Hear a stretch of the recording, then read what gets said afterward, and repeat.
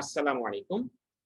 আপনারা অবগত আছেন যে আগামী ২৮ তারিখ সকাল ৮টা থেকে দুপুর ১২টা পর্যন্ত কোরীয় ভাষায় পারদর্শীদের একটা নিবন্ধন প্রক্রিয়া BOESL এর মাধ্যমে সম্পন্ন হবে। তো সেই নিবন্ধন প্রক্রিয়াটি BOESL এর একটি ওয়েব পোর্টালের মাধ্যমে সম্পন্ন করতে হবে। এই ভিডিও টিউটোরিয়ালে আমরা সেই ওয়েব পোর্টালটি আপনারা কিভাবে ব্যবহার করে সুন্দরভাবে প্রাথমিক নিবন্ধনটা সম্পন্ন করবেন সেটা আপনাদেরকে দেখানোর চেষ্টা করব। তো এটা হচ্ছে সেই ওয়েব পোর্টাল। এখানে যে লিঙ্কটা আছে এই লিঙ্কটা এখন ডেমনস্ট্রেশন পারপাজে আমরা এই লিঙ্কটা ব্যবহার করছি। আপনাদের প্রকৃত লিঙ্কটা BOESL জানিয়ে দিবে। তো এখানে আপনারা খেয়াল করে দেখেন এখানে দুটো অপশন আছে। একটা হচ্ছে সাবমিট অ্যাপ্লিকেশন, একটা হচ্ছে ডাউনলোড অ্যাডমিট কার্ড। তো আমরা প্রথমে সাবমিট অ্যাপ্লিকেশনটা আপনাদের করতে হবে, যেটার মাধ্যমে আপনারা প্রাথমিক নিবন্ধন সম্পন্ন করবেন। তো সাবমিট অ্যাপ্লিকেশন করার আগে আপনাদের যে জিনিসটা জানা দরকার খুবই গুরুত্বপূর্ণ, সেটা হচ্ছে এই পরীক্ষায় অংশগ্রহণের যোগ্যতা। আপনারা খেয়াল করে দেখুন BOESL যে নির্দেশিকা পাবলিশ করেছে সেখানের সেকশন 2 এ পরীক্ষায় অংশগ্রহণের যোগ্যতা খুব স্পষ্টভাবে বলা আছে। এই 10টা যোগ্যতা অবশ্যই আপনাদের পূরণ করতে হবে। অর্থাৎ শিক্ষাগত যোগ্যতা আপনার এসএসসি বা সমমান হতে হবে। বয়স সীমা এখানে পরিষ্কারভাবে বলা আছে একটা রেঞ্জের মধ্যে থাকতে হবে। আপনার পাসপোর্ট হালনাগাদ থাকতে হবে। কালার ব্লাইন্ডনেস বা রং বোঝার সক্ষমতা থাকতে হবে। কোরীয় ভাষায় পড়া, লেখা এবং বোঝার পারদর্শিতা থাকতে হবে। মাদকাসক্তি বা সিফিলিস যদি শনাক্ত হয়ে থাকে আপনার জন্য তাহলে কিন্তু আপনি এ ব্যাপারে অযোগ্য বিবেচিত হবেন। কোনো ফৌজদারি অপরাধে জেল বা অন্য কোনো শাস্তি হলে আপনি অযোগ্য বিবেচিত হবেন। দক্ষিণ কোরিয়ায় যদি অবৈধভাবে অবস্থান করে থাকেন তাহলেও অযোগ্য বিবেচিত হবেন এবং আপনাদের উপর যদি বিদেশ যাত্রায় কোনো নিষেধাজ্ঞা থাকে বা অন্য কোনো সমস্যা থাকে তাহলেও আপনি অযোগ্য বিবেচিত হবেন এবং সর্বোপরি যারা E9 এবং E10 ভিসায় কোরিয়াতে 5 বছরের বেশি থেকেছেন তারাও অযোগ্য বিবেচিত হবেন।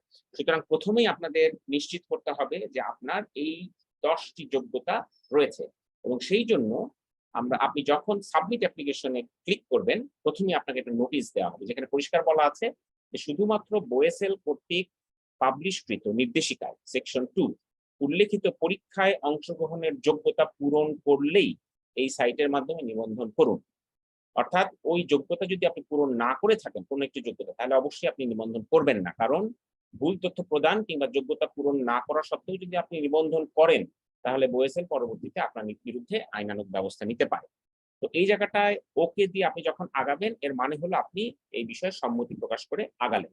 তো প্রথমেই আপনাকে যেটা করতে হবে আপনার পাসপোর্ট নাম্বারটি দিতে হবে, আপনার হালনাগাদ পাসপোর্ট নাম্বার এবং এখানে স্পষ্ট করে জিনিসটা বলাও আছে যে পাসপোর্ট নাম্বারটি দেওয়ার সময় আপনি কিন্তু কোনো স্পেস ব্যবহার করবেন না।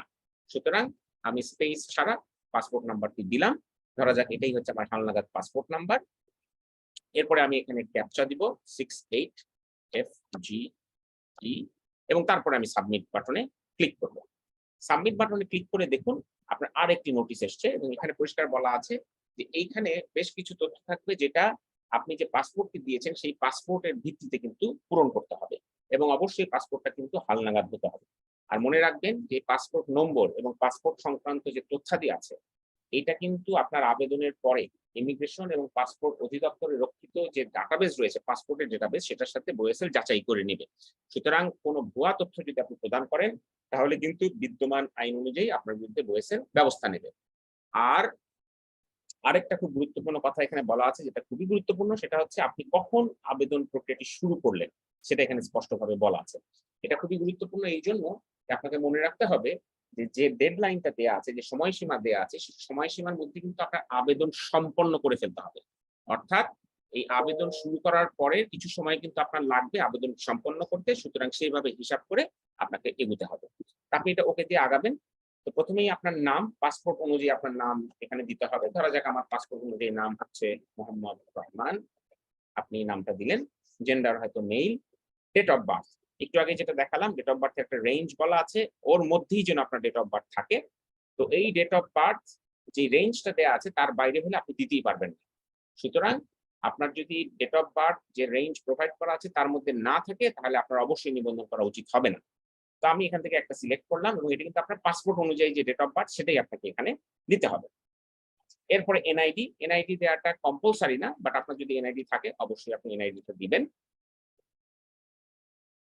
এরপরে আপনাকে একটা মোবাইল নম্বর দিতে হবে। আমি একটা মোবাইল নাম্বার দিলাম।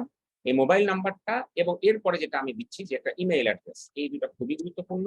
এটা সঠিকভাবে পূরণ করবেন কারণ ওএসএল প্রয়োজনে এই মোবাইল নাম্বার এবং এই ইমেল অ্যাড্রেস ব্যবহার করে আপনি যোগাযোগ করতে পারেন। এরপরে আমাদের ডকুমেন্ট টাইপটা খুব ভালো মতো দেখতে হবে। ডকুমেন্ট টাইপে আমাদের এখানে ৩ টা অপশন আছে। একটা হচ্ছে এলিয়েন রেজিস্ট্রেশন কার্ড যদি আপনি কোরিয়ায় আগে থেকে থাকেন, অথবা টপিক লেভেল সার্টিফিকেট যদি আপনি কোরিয়ায় আগে থেকে থাকেন। সুতরাং অপশন 1 এবং অপশন 2 হচ্ছে যদি আপনি কোরিয়ায় আগে থেকে থাকেন। আর অপশন 3 হচ্ছে আদারওয়াইজ, অর্থাৎ অপশন 3 হচ্ছে যদি আপনি কোরীয় ভাষায় পারদর্শী হন কিন্তু কোরিয়ায় আগে আপনি থাকেননি।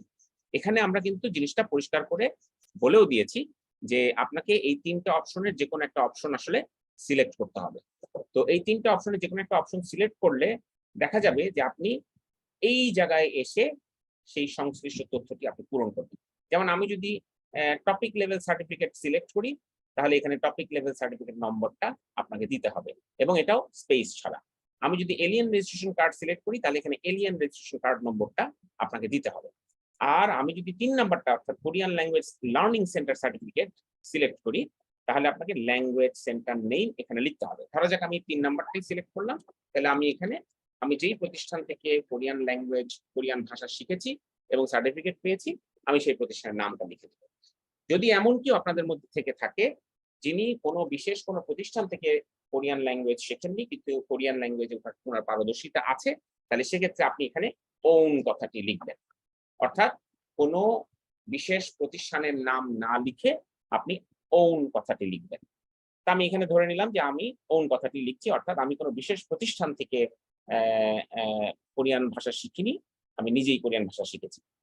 এরপরে দুটো খুবই গুরুত্বপূর্ণ ফিল্ড, একটা হচ্ছে পাসপোর্ট স্ক্যান কপি আর একটা হচ্ছে পাসপোর্ট সাইজ ফটো। এই দুটোর ক্ষেত্রেই এখানে আপনারা দেখুন পরিষ্কারভাবে আমরা বলে দিয়েছি যে এটার ফাইল সাইজ কত রেঞ্জের মধ্যে হবে এবং রেজুলেশন মিনিমাম রেজুলেশন কত হবে।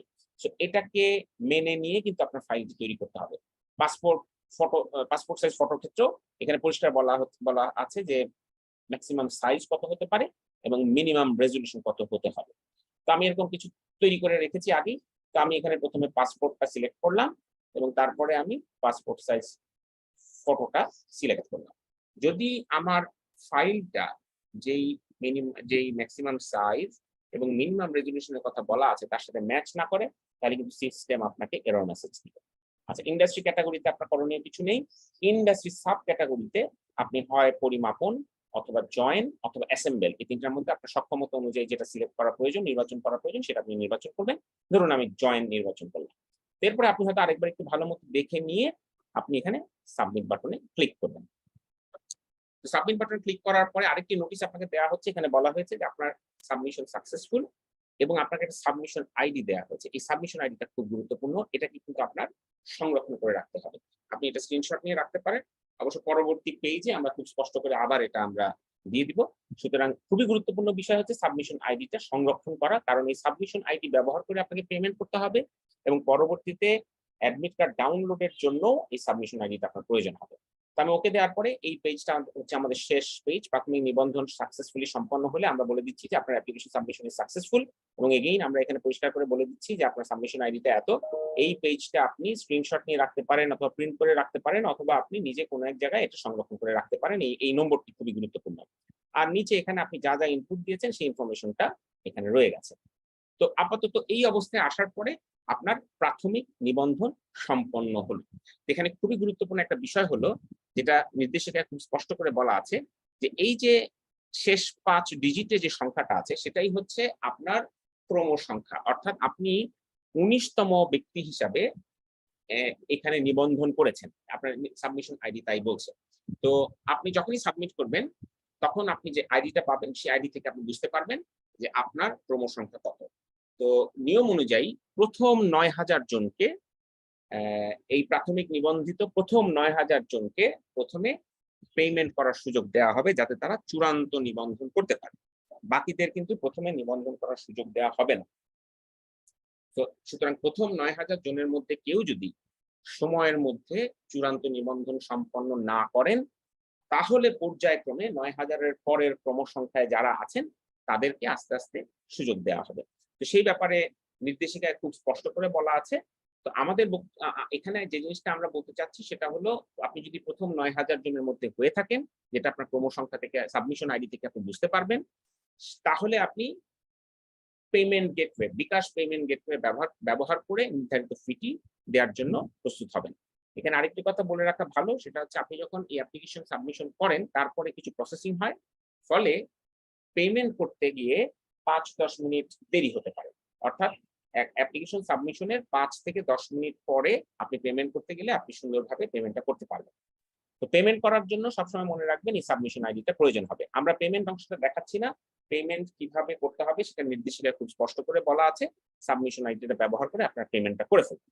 এখন আমরা চলে যাচ্ছি ডাউনলোড অ্যাডমিট কার্ড অংশে। অর্থাৎ আপনি প্রাথমিকভাবে নিবন্ধন করেছেন এবং তারপরে আপনি পেমেন্ট সম্পন্ন করেছেন, অর্থাৎ আপনার চূড়ান্ত নিবন্ধন হয়ে গেছে। এমত অবস্থায় আপনি আপনার অ্যাডমিট কার্ডটি আমাদের এই পোর্টাল ব্যবহার করে ডাউনলোড করতে পারবেন। যেমনটি বলেছিলাম, যেখানে কিন্তু আপনার সাবমিশন আইডিটা প্রয়োজন হবে এবং পাসপোর্ট নাম্বারটিও প্রয়োজন হবে। অর্থাৎ যেই পাসপোর্ট নাম্বার দিয়ে আপনি ওই সাবমিশনটি করেছেন সেই পাসপোর্ট নাম্বারটি আপনার প্রয়োজন হবে, এবং এগেইন পাসপোর্ট নাম্বারটি যখন আপনি দিবেন মাঝখানে কিন্তু কোনো স্পেস দিবেন।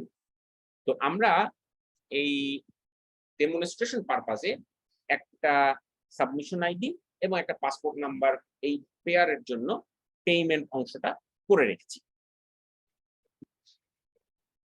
তো যেমনটি বলছিলাম যে আমরা এই সাবমিশন আইডি এবং এই পাসপোর্ট নাম্বারের জন্য পেমেন্ট অংশটা সম্পন্ন করে রেখেছি। সুতরাং আমরা এখন ক্যাপচাটা দিয়ে আপনাদের দেখাবো যে কিভাবে অ্যাডমিট কার্ডটা ডাউনলোড হয়ে যায়।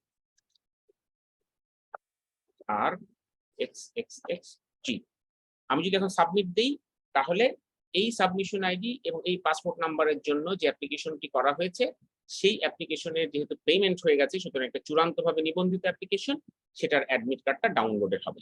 আপনারা যদি খেয়াল করেন বাম দিকে ডাউনলোডটা হবে। আমি সাবমিট দিলাম, বাম দিকে একটা ফাইল ডাউনলোডেড হয়েছে। আপনার ব্রাউজারের সেটিং এর উপর ডিপেন্ড করে এই ফাইলটি অটোমেটিক্যালি ওপেন হয়ে যেতে পারে, অথবা এটা ডাউনলোড ফোল্ডারে গিয়ে আপনি নিজে ওপেন করতে পারবেন। তো এই ছিল আমাদের এই ছোট্ট ভিডিও টিউটোরিয়ালটি। আশা করি আপনারা এখন সহজেই প্রাথমিক নিবন্ধন করতে পারবেন। প্রাথমিক নিবন্ধন করার পরে পেমেন্ট সম্পন্ন করলে আপনার চূড়ান্ত নিবন্ধন হবে, এবং চূড়ান্ত নিবন্ধন হয়ে গেলে সাবমিশন আইডি এবং পাসপোর্ট নাম্বার ব্যবহার করে আপনি আপনার অ্যাডমিট কার্ডটি ডাউনলোড করে নিতে পারবেন। আপনাদের সবার জন্য শুভকামনা থাকলো। আসসালামু আলাইকুম ওয়া রাহমাতুল্লাহি ওয়া বারাকাতুহু।